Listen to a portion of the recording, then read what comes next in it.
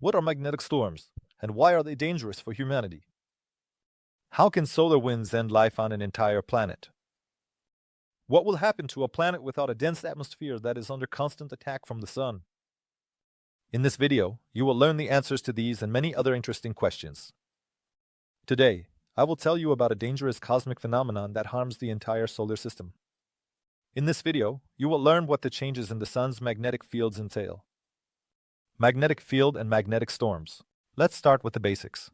The sun is a bright star at the center of its system, which warms our planet and is composed of hot plasma. The sun maintains its incredibly high temperature thanks to the continuous nuclear reactions in its core. As a result of these reactions, energy is produced, which appears to us as sunlight. But this light was formed in the sun's core tens of thousands of years before it reached our planet. But this hot giant has a downside. Constant magnetic storms occur due to the turbulent activity of magnetic fields. Weather-sensitive people know firsthand what this is like. The energy released from nuclear reactions constantly dissipates not only as radiation but also in explosions. These occur on the sun's surface and cause flares. A flare, in turn, is an ejection of solar material into the space around the star. Each of these ejections can release a huge amount of electromagnetic radiation if it is weak. If the ejection is strong, plasma is released. Each flare can have various consequences for both the entire cosmic space and Earth. The strongest of them can lead to truly terrifying results. However, the impact of weak storms on humans is still difficult to explain. Scientists still cannot prove whether magnetic storms affect humans. And if that is the case, the next problem is to explain how it happens. For example, the fields from the surface of the sun weaken by the time they reach humans. But we often encounter stronger electric fields. This happens during a thunderstorm. Then quite strong fields appear. But people rarely complain that they feel unwell during a thunderstorm. There's also no need to worry about the plasma that flows from the sun. Its streams are called the solar wind in the scientific community, from which our planet is protected. Despite the fact that the solar wind moves at a speed of over 900 miles per hour, during strong storms, the wind can accelerate 5 times faster. However, when the solar wind reaches Earth, it encounters its magnetic field. Our planet shields it, but a large portion of the wind still penetrates inside. But even there, it's not so simple for it. It gets trapped in Earth's magnetosphere, accumulates, builds up, and then shoots towards the surface. There it encounters a few more obstacles, but it successfully overcomes them as well. And this process is well known to all of us. It's called the Northern Lights. Danger in orbit. But we must not forget that only what is within Earth's atmosphere is protected. However, what is in its orbit is constantly exposed to the effects of magnetic storms. For example, when a storm occurs, the atmosphere absorbs its energy, causing it to heat up and expand upwards. This leads to a significant increase in the density of the thermosphere, a layer of the atmosphere which is located from 50 to 600 miles from the planet's surface. The increase in density also leads to an increase in resistance. And this can become a serious problem for satellites. For example, some companies launch their satellites in batches. And there was an incident where 40 satellites were destroyed as a result of just one magnetic storm. Usually, the engines of the satellites simply cannot overcome the change resistance, and then the satellites begin to slowly fall to the ground. Ultimately, each of the failed satellites burned up in the atmosphere, and the company that launched them into orbit suffered huge losses. But such an impact is not the only danger for artificial satellites. The increase in the number of high-energy electrons also significantly affects them. This occurs in the Earth's magnetosphere as a result of storms. During such a period, a huge number of electrons begin to penetrate through the device's protection. Gradually, they accumulate in the electronics and eventually cause a small lightning strike, which damages the electronics and disables the satellite. The next problem is penetrating radiation, which consists of charged particles. Even during minor storms, they can alter the outgoing signal from the satellite. This, in turn, can cause errors in the satellite system. Minor errors won't cause significant damage, but the more there are, the higher the likelihood of a complete equipment failure. And last but not least, magnetic storms can cause disruptions in satellite communication with Earth. Many satellites use radio waves for communication. For example, GPS operates on radio waves.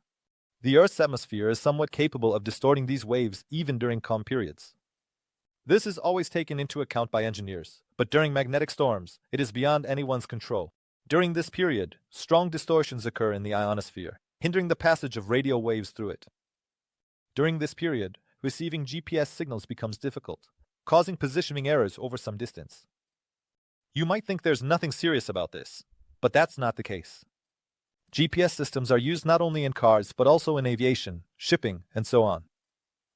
In such cases, navigation errors of even a few meters become simply unacceptable. Danger to Earth and people. The most obvious point to note is that astronauts are at greater risk during storms.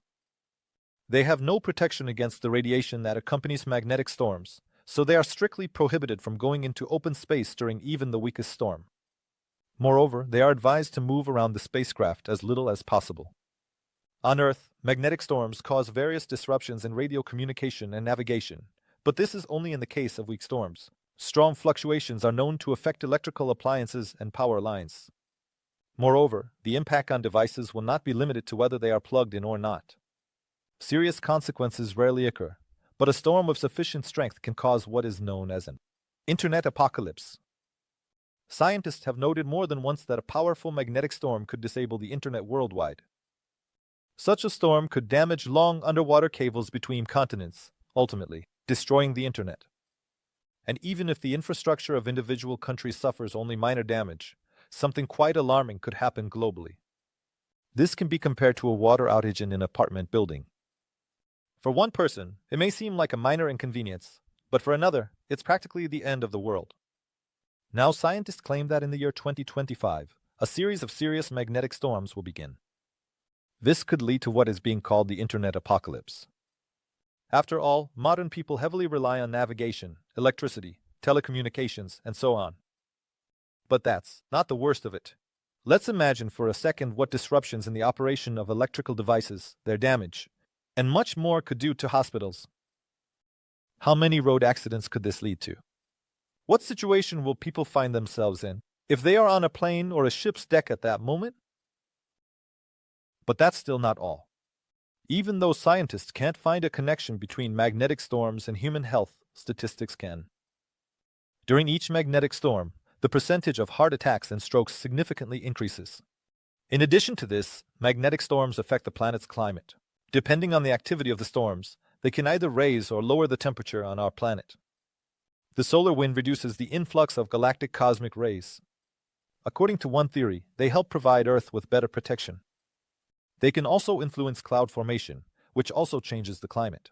Ultraviolet radiation plays an important role in the formation of ozone in the stratosphere, but it changes every time there are magnetic storms. In turn, this affects the concentration of ozone, temperature, and dynamics in the upper layers of the atmosphere. The consequences of storms. In 1859, the inhabitants of the planet could experience the effects of a powerful magnetic storm. For example, residents of the western states of America faced telegraph outages, the only means of communication at that time. As a result of just one storm, 62,000 miles of lines were damaged. It took several weeks to restore them. But this did not surprise people too much. A greater shock was caused by the appearance of the northern lights in regions where it had never been seen before. This natural phenomenon lasted for 2 days. People watched in amazement and discussed what was happening. And it was Richard Carrington who was able to explain to people what had happened, and the event was later named after him. At that time, this magnetic storm was considered the strongest in human history. The next event occurred in 1967. There was such a strong magnetic storm that radio communication in the United States experienced disruptions for an entire week. At that time, disruptions also occurred in 3 ballistic missile early warning systems of the U.S. Air Force. During that period, the Cold War was ongoing, and American representatives believed that the incident was the work of the Soviet Union. Such a serious attack by the enemy was unforgivable for the United States. Immediately, they began preparing their weapons for combat. But meteorologists saved the planet from destruction. They determined that the radars had misinterpreted the signal. In reality, they had detected a flare, not an enemy attack. In 1989, due to a strong magnetic storm in Quebec and Montreal, 2 transformers broke down. This left millions of people without electricity. But that's not the worst part. Due to the storm, the Earth's atmosphere heated up and expanded, which disrupted the satellites orbiting the planet. Some of them changed their orbits because of what happened, while others disappeared forever. In the same year, a storm occurred that made humanity aware of how dependent we are on such phenomena. Astronauts in orbit received information from sensors that there was a breach in one of the fuel tanks. On Earth and in space, no one could understand what was happening. People were trying to figure out whether there was indeed a malfunction or if it was all the result of the storm's impact on the instruments. The astronauts were about to be brought back to Earth when the situation finally calmed down. In 2003, sunspots appeared on the Sun, the smallest of which was 13 times the size of Earth. These spots later caused 17 of the strongest storms. They had a significant impact on spacecraft, causing disruptions in radio and television operations. And one of the satellites was damaged. It could not be repaired. In addition, the storms caused serious communication issues on several flights of various airlines. In 2022, a strong solar flare occurred, disabling 40 out of 49 spacecraft launched the day before. Impact on other planets. On planets like Earth, Saturn, and Jupiter, there is a dense atmosphere that holds back the solar wind, creating auroras. But what happens on other planets that don't have this advantage? Let's consider a magnetic storm using Venus as an example. It turns out that even though Venus doesn't have a dense atmosphere, auroras can still occur there. Moreover, magnetic storms might have destroyed all the water on what was once a blue planet. It's possible that magnetic storms completely destroyed Venus's atmosphere about 4 billion years ago. This suggests that explosive magnetic activity has been present on every planet in the solar system at one time or another. Even beyond its boundaries, such storms also occur. For example, some exoplanets have emitted radio signals so strong that they could be detected from Earth. The way magnetic storms occur on Venus makes it resemble a comet. The planet redirects the solar wind and helps it connect with itself. As a result, a ring-shaped magnetic storm forms, and Venus develops a tail, like a comet, which it can shed. It is precisely because of such actions of the planet's magnetic field that Venus might have lost all its water at one time. The solar winds simply grabbed molecules and carried them away, repelled by the planet. The situation on Mars is also quite severe. The planet does not have its own magnetosphere. It is surrounded only by a thin layer of air that offers no protection from the solar wind. From the rover's images, you can see something vaguely resembling a blizzard, snowstorm, or storm. But that's not the case. In reality, the snowflakes and other signs of a snowstorm are spots caused by charged particles that hit the camera. There are also auroras on Mars, but because the planet has lost its magnetic field, the aurora envelopes the entire atmosphere. Things are very interesting on Mercury. The planet is under constant and very strong impact from the Sun. It doesn't have its own ionosphere, and auroras occur frequently and everywhere on it. Due to the planet's liquid core, its poles are constantly drifting. But recently, something completely unexpected was discovered. Both poles of Mercury have converged at a single point. Previously, this was considered something incredible and impossible. Moreover, something strange is also happening on the planet's surface and in its depths. Various pools and depressions have been discovered, active volcanoes, and the movement of gases beneath the surface. And all of this is possible due to the strong influence of the solar wind. Under its influence, the once dead planet now seems to come alive. Complete annihilation. Let's consider a scenario where the Sun emits radiation towards Earth with such intensity that it causes irreparable consequences. It will all start with a flare that reaches us not in 2 or 3 days, as usual, but within a day. It will be maximally opposed to the magnetic field of our planet, penetrate the magnetosphere, and alter the field near the Earth's surface. A constant aurora will begin in every corner of the planet, lasting for several days. During all this time, the aurora will amaze and delight every person on Earth. I'm afraid that will be the only joy in such a scenario. The solar wind will generate such an amount of electric current that there will be a huge voltage surge. This will lead to a complete failure of power plants. The entire planet will be left without electricity. Devices in homes and apartments will catch fire, causing numerous fires. But since there is no communication or internet, calling for help will be impossible. Many homes will be affected by the fires, and entire cities may perish. Passenger transportation between cities and countries will either cease or slow down significantly. Heating and cooling systems will stop working, causing people in the northern parts of the planet to freeze to death, while those in the southern parts suffer from overheating. The supply of clean water and food will cease. This will lead to an increase in diseases and poisonings. As a result, many residents will suffer from hunger, cold, and a lack of drinking water, and sick people will be at the greatest risk.